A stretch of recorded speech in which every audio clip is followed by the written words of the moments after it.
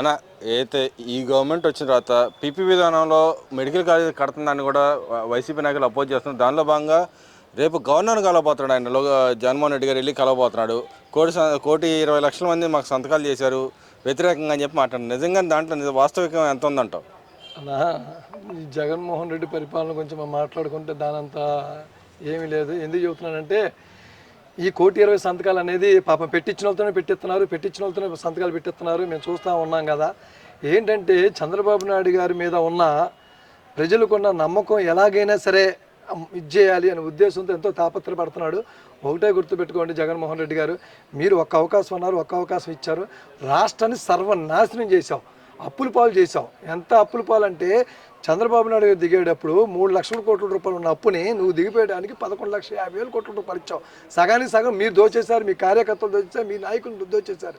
కానీ చంద్రబాబు నాయుడు గారు వచ్చిన తర్వాత నువ్వు ఐసీలో అంటే ఏంటంటే ఒక ఐసీలో పెట్టిన రాష్ట్రాన్ని దాన్ని మళ్ళీ వెంటిలేటర్ మీద పెట్టిన రాష్ట్రాన్ని మళ్ళీ పురోభివృద్ధి చేసుకుంటూ వెళ్ళి పైన మోడీ గారి సహకారంతో మన రాష్ట్రాన్ని ముందుకు తీసుకెళ్ళి ఇటు పక్కన అమరావతి, ఇటు పక్కన పోలవరం, ఇటు పక్కన రాష్ట్రం ఇచ్చిన హామీలు, సంక్షేమ పథకాలు, సంక్షేమ అభివృద్ధి ఇవన్నీ చేసుకుంటూ ముందుకు వెళ్తుంటే ఇవన్నీ వారవలేక ఇతను అట్లాగే ఇది కాకుండా ఏంటంటే నారా లోకేష్ గారు తండ్రి ఆసియాలో అతను కూడా 20,00,000 ఉద్యోగాలు ఇవ్వాలి అని చెప్పేసి, నిరుద్యోగులకు ఉద్యోగాలు ఇవ్వాలని చెప్పేసి ఈరోజు ప్రతి ఒక్క అమెరికా ఏంటి, ఆస్ట్రేలియా ఏంటి, దుబాయ్ ఏంటి అనేకమైన దేశాలు తిరుక్కుంటూ ఉండి పెట్టుబడుల కోసం నానా బాధలు పడి తీసుకొస్తే వాళ్ళకు నువ్వు ఫోన్లు చేసి పెట్టుబడులు పెట్టొద్దు మళ్ళీ నేనే వస్తాను అని చెప్పేస్తున్నావు.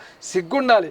మన రాష్ట్రాన్ని 5 సంవత్సరాలు సంకనాకి ఇచ్చింది కాకుండా మళ్ళీ ఆళ్ళ ద్వారా నువ్వు చెప్పి తప్పుడు ప్రచారాలు చేస్తున్నారు. ఒకటే గుర్తుపెట్టుకోండి, 1,20,00,000 సంతకాలు కాదుగా నువ్వు 2 కోట్ల సంతకాలు పెట్టించినా ఏముండదో. గతంలో నువ్వు చేసిన అన్ని ప్రజలు అందరూ తెలుసు. ఈ దరిద్రుడు ఎప్పుడు పోతాడు, ఈ సైకో ఎప్పుడు పోతాడు 5 సంవత్సరాలు వెయిట్ చేశారు. ఇప్పుడు ప్రతి ఒక్కరు కూడా చాలా సంతోషంగా ఉన్నారంటే ఈరోజు ఆంధ్రప్రదేశ్ ప్రజలు సంక్షేమ పథకాలతో పాటు రాష్ట్ర అభివృద్ధి చేసుకుంటూ ముందుకు వెళ్ళడం జరిగింది. నువ్వు ఇప్పుడు మెడికల్ కాలేజీలు వచ్చినాయంటే ఆ మెడికల్ కాలేజీని ఎవరి హయాంలో వచ్చినాయి? చంద్రబాబు నాయుడు గారి పుణ్యంతో వచ్చింది. గతంలో మీ దాంట్లో కొంచెం ఉండొచ్చు, కానీ దాన్ని పురోభివృద్ధి చేసుకుంటూ ప్రతి ఒక్క విద్యార్థులు కానీ వీళ్ళు కానీ చాలా ఈరోజు సగర్వంగా కనీసం నువ్వు దీనికి సంబంధించిన ఇవ్వాలి స్కాలర్షిప్లు కానీ ఇవి అనేది ఫీజు రీఎంబర్స్మెంట్ అని చేయలేకపోయావు. మేము వచ్చిన తర్వాత ఫీజు రీఎంబర్స్ పెండింగ్లు కానీ ఆరోగ్యశ్రీ పెండింగ్లు కానీ అన్నీ చేసుకుంటూ ముందుకెళ్ళాం. అంటే ఇక్కడ ఇంకో గతంలో ఆయన ఉండగా ఏదైతే ఓబీసీ కోట ఉందో, ఏది ఎకనామిక్ బ్యాక్వర్డ్ వాళ్ళకి సంబంధించిన సీట్లు కూడా అమ్ముకున్న పరిస్థితి. కానీ ఇప్పుడు నేను వచ్చి విద్యార్థుల తరపున పోరాడుతున్నాను, పేదల తరపున పోరాడుతున్నాను, మహాయజ్ఞం మేము ప్రారంభించాము, మేము చేసిందే గొప్ప అని చెప్పుకుంటున్నారు. దాన్ని ఎలా చూడొచ్చంటారు? ఇక్కడ 2022లో పోలీస్ రిక్రూట్మెంట్లకు కొన్ని పోస్టులు ఇచ్చే ఈ సన్నాసులు చేతకాక ఈ రోజు వరకు 2024 దిగిపోయేంత వరకు చేయలేకపోయారు. దాన్ని మేము నిన్న పోస్ట్ అలాట్మెంట్ చేసాం. మన డిఎస్సి ద్వారా 16,000 ఉద్యోగాలు ఇచ్చాం. ఇప్పుడు పెట్టుబడుల ద్వారా 20,00,000 ఉద్యోగాలు ఇస్తున్నాం. ఇప్పుడు ఏంటంటే రాష్ట్రంలో మన రాష్ట్రంలో నిరుద్యోగి అనేది ఉండకూడదు. వాళ్ళకి అలాగే ఇందుట్లో వాళ్ళందరూ P4 సర్వే అని అంటే ఏంటంటే ప్రభుత్వానికి, ప్రజలకి, అలాగా ప్రైవేట్ వ్యక్తులకి వీళ్ళందరం కలిసేసి ఒక ఇదిలా చేసి తన కుటుంబ సభ్యులాగా బంగారు కుటుంబం అని చెప్పేసి వాళ్ళందరికీ మేలు చేయాలి ఉద్దేశంతో ప్రతి ఒక్క పేదవాడు కూడా డబ్బున్న వాళ్ళు ధనవంతులు చేయాలనే ఉద్దేశంతో ఆయన ఆశయాలు ఎలా ఉంటాయంటే ప్రతి కుటుంబం నుంచి కనీసం ₹1,00,000 ఇన్కమ్ రావాలి, ప్రతి ఒక్క ఇంటికి మంచి ఉద్యోగస్తులు ఉండాలి, ఒక సాఫ్ట్వేర్ తేవాలి, ఒక ప్రపంచంలో తెలుగువాడు ఉండాలి అనేది ఆలోచిస్తాడు. నువ్వే అలా ఆలోచిస్తావు? నాకు ఎంత వచ్చింది, నాకు ఎంత దోచాము, నేను ఎంత ఇది చేసుకున్నాము. మీ తండ్రి సీఎంగా ఉన్నప్పుడు నీ ఆస్తి అంతా, ఈరోజు నువ్వు దిగిపోయడానికి నీ ఆస్తులు అంతా 40,000 కోట్ల రూపాయలు జప్తు చేసినా కూడా నువ్వు ఇది లేదు. కానీ ఏంటంటే నువ్వు చంద్రబాబు నాయుడు గారి మీద ఎన్నో నిందలు వేసావు, ఎన్నో ఇది చేసావు, ప్రజలు అన్నీ కనిపెట్టారు. అందుకనే నీకు 11 సీట్లతో పరిమితం చేశారు. అంటే ఇక్కడ ఆయన సీట్లు అమ్ముకున్నాడు. గతంలో అయితే పేదవాళ్ళ యొక్క సీట్లు అమ్ముకున్నప్పుడు పేదల ఏదైతే విద్యార్థులను వారి పక్కన పోరాడుతున్నాను అనే విధంగా మాట్లాడుతాను. ఎలా చూడొచ్చు అంటే సీట్లు అమ్ముకునేది ఎవరో తెలుసు. చంద్రబాబు నాయుడు గారు సామాన్యుని కూడా ఒక నాయకుడిగా తీర్చిదిద్దాడు. ప్రతి ఒక్కడో ప్రజలకు ఉపయోగపడాలి అని చెప్పేసి వాళ్ళు నీలాగా 25 కోట్లకు 30 కోట్లకు అమ్ముకున్న సీట్లు నువ్వు, అవినీతి చేసింది నువ్వు. అర్థమవుతుంది. చంద్రబాబు నాయుడు గారిని అనే నైతిక హక్కు నీకు లేదు, మీ వైసీపీ నాయకులకు అసలుకి లేదని చెప్పేసి చెప్తున్నాం. అదేవిధంగా పార్లమెంట్లో పక్కన పీపీ విధానాన్ని అగనెస్ట్గా పోరాడుతున్నారని చెప్పి బయట వచ్చి ధర్నా చేస్తుంటారు. ఇంకో పక్కన అదే పీపీ విధానం మీద వాళ్ళ ఎంపీ అయితే పార్లమెంట్ సభ్యుడు మెంబర్ ఉన్నాడు, దాంట్లో ఆయన వెళ్ళి సైన్ చేసి వస్తాడు. దాంట్లో పీపీ విధానం మేము ఆమోదిస్తున్నాం. దీన్ని ఎలా చూడొచ్చంటారు? వాళ్ళకి ఇచ్చింది 3 సీట్లు ఇచ్చారండి. వాళ్ళు ఏంటంటే 3 సీట్లు ఇచ్చి ఏదేదో చేయాలని, ఎక్కడేదో తీసుకురాని అంటారు.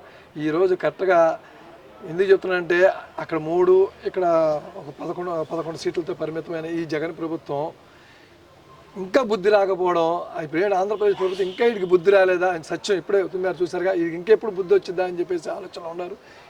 ఏది చెప్పినా చంద్రబాబు నాయుడు గారు జరగబోయే 20 సంవత్సరాలు కూడా కూటమి అధికారంలో ఉంటుందండి. పైన మోడీ గారు, ఇక్కడ మన కూటమి ఉంటుందని చెప్పేసి తెలియజేస్తున్నాం. అంటే ఆయన నేనే వస్తానని చెప్పి కరాఖండిగా చెబుతున్నాడు కదా, మాట్లాడతాడండి, అర్థమవుతుందా? అట్లా అని కనపడిన వాళ్ళందరూ ముద్దులు పెట్టి తర్వాత గుద్దులు గుద్దాడు, ఆ టైప్లో చేశాడు.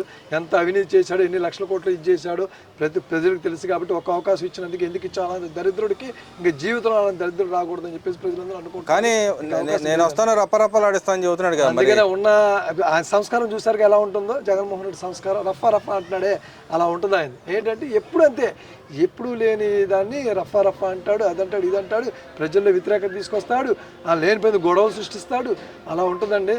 కానీ మరి పవన్ కళ్యాణ్ గారి కులాల మధ్య చుచ్చు పెడుతున్నాడంటగా. ఏమంటే ఎన్ని చేసినా పవన్ కళ్యాణ్ గారు, చంద్రబాబు నాయుడు గారు ఒక అన్నదమ్ముల్లాగా కలిసిమెలిసి ముందుంటారు. వీళ్ళందరికీ పెద్ద దిక్కుగా మోడీ గారు ఉంటారు. రాష్ట్రాన్ని ముందుకు సాగిస్తారు తప్ప ఇలాంటి యదవ సన్నాసులు కులాల మధ్య మతాల మధ్య ఎన్ని చిచ్చులు పెట్టినా సరే ఏం జరగదు. రాష్ట్ర ప్రజలందరూ తెలుసు. ఇంకో 15 సంవత్సరాలు వెంటిలేటర్లో ఉన్న రాష్ట్రాన్ని ముందుకు సాగాలి అనుకుంటే ఇంకో 15 సంవత్సరాలు కూటమే ఉండాలి. చంద్రబాబు నాయుడు సీఎం ఉంటే అనుభవం ఉన్న వ్యక్తి కాబట్టి రాష్ట్రాన్ని ఎలా ముందుకు తీసుకెళ్ళాలి ఏంటి, ఇటు సంక్షేమ పథకాలు, అమరావతి, పోలవరం, సంక్షేమ పథకాలు, సంక్షేమ అభివృద్ధి అన్నీ ముందుకు తీసుకెళ్తాయి. కానీ ఇంకో విషయానికి వస్తే అప్పులు తెచ్చి దాని కమిషన్ కోసం అప్పులు తెస్తున్నారు రాష్ట్రంలో, అదోగతి పాలు చేస్తున్నారని చెప్పండి. నిజంగానే వీళ్ళు కమిషన్ తీసుకుంటారు అప్పులు తెచ్చి? ఏమండి, అప్పులు చేసింది ఎవరో తెలుసు.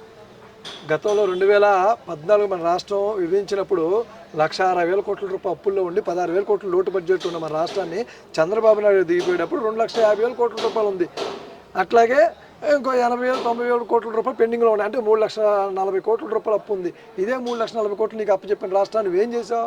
11,50,000 కోట్ల రూపాయలు అప్పులు చేసావు. కానీ ఇప్పుడు వచ్చి గవర్నమెంట్ వచ్చిన సంవత్సరం 6 నెలలు అవుతుంది. ఈ 18 నెలలు మహా అయితే లక్ష కోట్లు అప్పు చేయొచ్చు. 1,00,000 కోట్లు 50,000 కోట్ల రూపాయలు పెన్షన్గా పంపిణీ చేయడం జరిగింది.